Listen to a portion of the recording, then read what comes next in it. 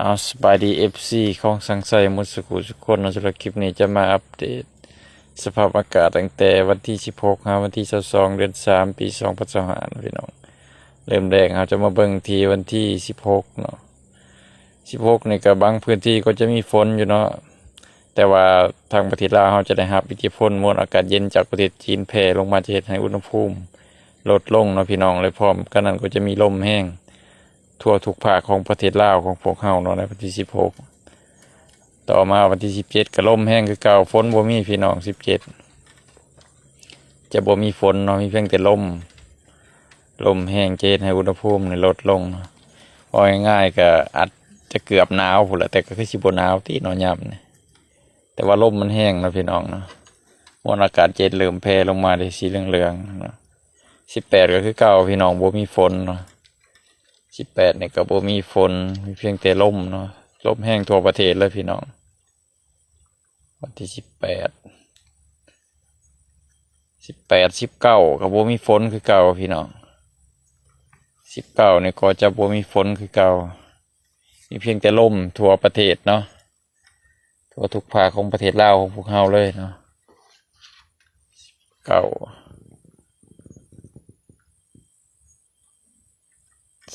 บ่มีฝนคือเก่าเนาะพี่น้องบ่มีฝนคือเก่าเนาะฝนบ่หลาย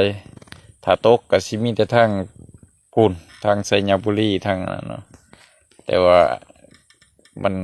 สภาพอากาศแบบนี้น่าจะบ่ตกนะพี่น้องเพราะอุณหภูมิมันลดลงนะมันอุณหภูมิบ่สูงสภาพอากาศโดยรวมทั่วไปในวันที่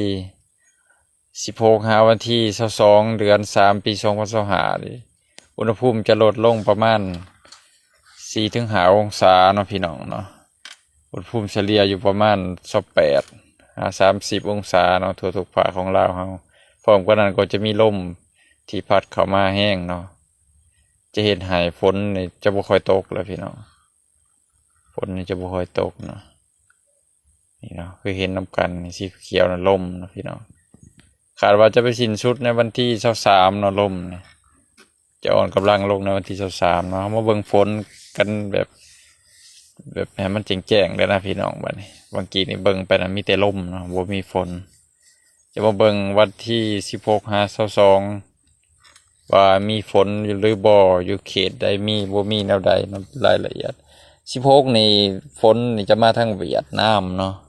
จะตกแถวเวียดนามลาวจะได้รับอิทธิพลเพียงแต่เป็นมวลอากาศเย็นเข้ามาท้องฟ้าจะมืดครึ้มประมาณนั้นแหละพี่น้องแล้วมีลมพัดผ่านอย่างรุนแรงเนาะถ้าตกก็สิบ่หลายปานใดเนาะสิอยู่แถวนครหลวงแถวเวียงจันทน์แถวนี้เนาะแล้วก็อยู่ทางอัตตปือเนาะ17นี่บ่มีฝนพี่น้อง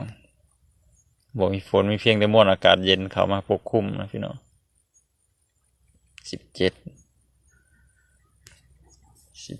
แล้วก็18ก็ยังบ่มีฝนคือเก่าพี่น้องเบิ่งนํกันเบิ่งไปนํกันพี่น้อง18นี่ก็บ่มีฝนมีเพียงแต่มวลอากาศเย็นแผ่ลงมาคือเก่าพี่น้องแผ่ลงมาจากจีนพุ่นละเนาะเข้ามาลาวเฮาลมมันจะแห้งนะพี่น้องเป็นกลุ่มฝนทั้งแขวงไชยบุรีอาจจะตกเล็กๆน้อยๆนะพี่น้องจะตกบ่หลายเนาะช่วงนี้ฝนจะบ่ค่อยตกนะพี่น้องทั่วทุกภาคของเราเฮามันฝนลดลงเนาะฝนจะบ่หลายพายุฤดูร้อนจะบ่ค่อยเกิดแล้ว19ก็บ่ค่อยมีฝนพี่น้อง19ก็บ่ค่อยมีฝนไปมีแผนจะเฮ็ดเกี่ยวกับการเกษตรบ่ผ่านมันผ่านหยังผ่านไปโลดพี่น้องบัดนี้